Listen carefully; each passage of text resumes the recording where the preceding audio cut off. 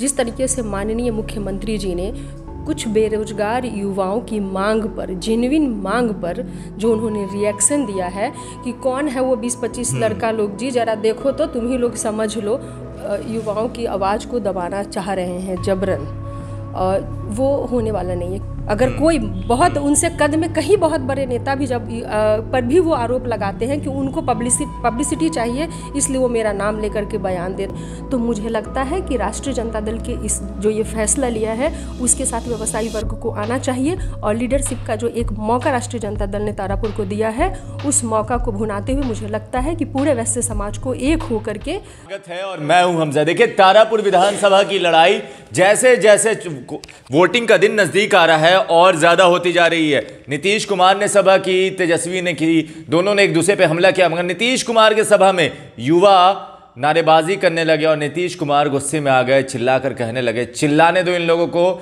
जिसने भेजा है जाए उनके पीछे। हमारे साथ रितु जायसवाल हैं जो तारापुर विधानसभा में बहुत दिन से हैं, अपने पार्टी को जिताने के लिए जी जान लगाए हुए हैं। रितु जायसवाल जी, कल नीतीश कुमार के सभा में युवा हंगामा करते हैं और तो नीतीश कुमार गुस्सा कर कहते हैं ये कुछ लोग हैं, चिल्लाने दो इसे।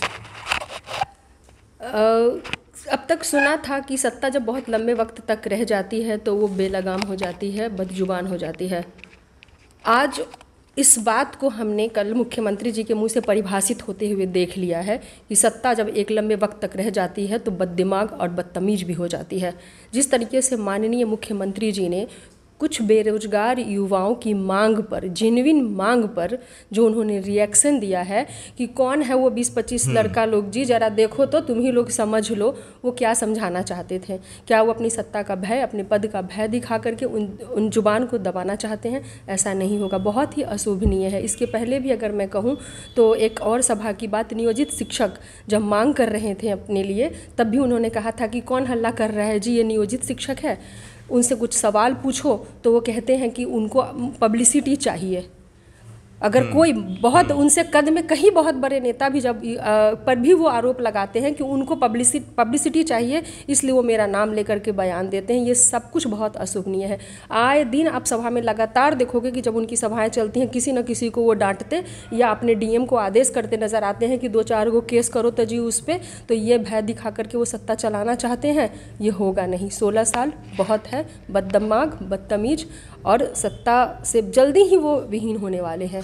आप यहाँ कैंप की हुई हैं, 10 दिन से ज़्यादा का वक्त हो गया है, क्या माहौल लग रहा है? क्योंकि युवा ख़ास इस चुनाव में युवा अहम मुद्दा है और आप लोग भी युवाओं पे फोकस करें। युवाओं को में क्या लग रहा है, आप लोगों की तरफ किस तरह है उन लोगों का? जिस प्रकार वो युवाओं की आवाज़ को दबाना चाह रहे हैं जबरन, वो होने वाला नहीं है। क्योंकि अब क्या है कि कहते हैं ना कि सिर से पानी ऊपर जा रहा है वाली स्थिति है। लोगों के पास पैसे नहीं है, रोजगार नहीं है, शिक्षा व्यवस्था चौपट हो चुकी है और आज बिहार पूरी तरह से त्रस्त है, तमाम दुखों से, तकलीफ़ों से, हर चीज़ से त्रस्त हो चुका है।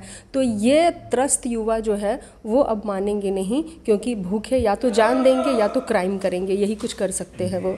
लालू यादव की रैली है, क्या लगता है कितना माहौल बनेगा राहुल लालू यादव की रैली से? जिस तरीके से अब तक वो भय दिखाते आए हैं ना कि अपने उनके पास अपनी कोई नीति तो है नहीं। अगर उनके पास नीति होती तो वो कहते ना कि मैंने रोज़गार दिया है, मुझे वोट दो, मैंने शिक्षा व्यवस्था अच्छी कर दी है, मुझे वोट दो, मैंने चिकित्सा व्यवस्था अच्छी कर दी है, मुझे वोट दो, मैंने किसानों की आय दुगनी कर दी है, मुझे वोट दो। तो क्यों नहीं वो अपने काम के आधार पे वोट मांगते हैं, है ना? क्यों वो पिछले 15 साल का भय दिखाते? आपके पास 15 साल काफ़ी नहीं है आपके अपने काम के बल पर वोट मांगने के लिए? नहीं है, इसलिए आप पिछला 15 साल का भय दिखा करके आप वोट मांगते हैं। आप कहते हैं ना कि गब्बर आ गया, गब्बर आ गया। गब्बर आया या नहीं, लेकिन बब्बर ज़रूर आ गया है, गरीबों का मसीहा ज़रूर आ गया है। और आज आप मैदान में देखेंगे कि एक मसीहा जब उतरता है आसमान से तो कितने सर नतमस्तक होते हैं उसके सम्मान में। क्या आप लोगों को अब उम्मीद है, क्योंकि आप जिस तरह से जा रही हैं, जायसवालों का वोट साध रही हैं, जो आपके वोटर नहीं कहा जाते हैं, एनडीए के वोटर कहे जाते हैं वो लोग, बट आपको भी जिस तरह से देखा जा रहा है कि पूरे बनिया समाज को आप एकजुट करने में लगी हैं, कितना असर दिख रहा है इस चीज़ देखिए, का? अब तक बनिया समाज ने कभी भी अपने अधिकार को नहीं मांगा। बहुत ही सीधा साधा शांत कम्युनिटी होते हैं, अपना व्यापार से मतलब रखते हैं। लेकिन आज एक मौका आया है कि वो अपने लिए भी लीडर चुन सकते हैं और उन्हें आज आरजेडी ने वो एहसास कराया है कि आप भी नेता हो सकते हैं, आप भी नेतृत्व कर सकते हैं, आपके अंदर भी अपने व्यापार के साथ साथ, क्योंकि जो कम्युनिटी एक व्यापार का संचालन बेहतर तरीके से कर सकता है वो किसी पद का नेतृत्व भी बेहतर तरीके से कर सकता है। और ये एहसास दिलाया है आरजेडी ने, राष्ट्रीय जनता दल ने। तो मुझे लगता है कि राष्ट्रीय जनता दल के इस जो ये फैसला लिया है उसके साथ व्यवसायी वर्ग को आना चाहिए और लीडरशिप का जो एक मौका राष्ट्रीय जनता दल ने तारापुर को दिया है उस मौका को भुनाते हुए मुझे लगता है कि पूरे वैश्य समाज को एक होकर के, सभी समाज को और वैश्य समाज को खास तौर से मैं कहना चाहती हूँ कि आपके लिए मौका है कि नेतृत्व करने का, उसे खोए नहीं। आपसे आग्रह है, हाथ जोड़ के विनती है कि इस मौके को हाथ से न जाने दें। और मुझे उम्मीद है कि जो भी यहाँ पे व्यवसायी वर्ग के लोग हैं वो इस बार एकजुट होंगे, इस फैसले का सम्मान करेंगे और नेतृत्व में आगे आएंगे। नेतृत्व में आगे आएंगे। आपको लीड करने का मौका है, इस मौका को खोए नहीं। नीतीश जी, अगर आपको वोट मांगना है तो आप बताइए ना, महंगाई कम कर दिया, रोजगार दे दिया, इस मुद्दे पे वोट मांगिए, डराते क्यों हैं? गब्बर नहीं बब्बर शेर आ रहा है और जब मसीहा उतरता है तो फिर जो भी चीज़ें होती हैं सब एक तरफा हो जाता है। लालू यादव आने वाले हैं और उससे पहले रितु जायसवाल ने कह दिया गब्बर नहीं बब्बर आ रहा है। अब देखने वाली बात है ये बब्बर शेर, जिसका लोगों को बहुत दिनों से इंतज़ार था, उनके आने के बाद कितना वोट इधर से उधर शिफ्ट हो गया, क्योंकि रितु जायसवाल भी जायसवालों को और पूरे बनिया समाज को साधने में लगी हैं और माहौल बना रही हैं। आपको क्या लगता है? आप अपनी राय नीचे कमेंट बॉक्स में लिखें। जुड़े रहे हमारे साथ, तब तक के लिए आपका बहुत बहुत धन्यवाद। Subscribe now and press the bell icon. Never miss an update.